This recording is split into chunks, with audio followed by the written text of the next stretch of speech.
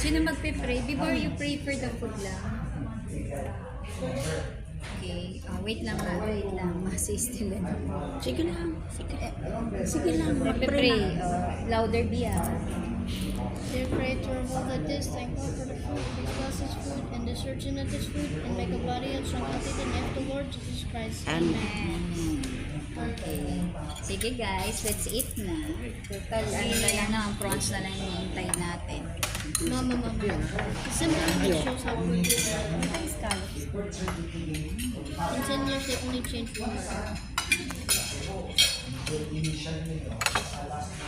Kuha muna kung anong nasa harapan niyo. Iikot din yan. Iikot niya pagdating ng panahon.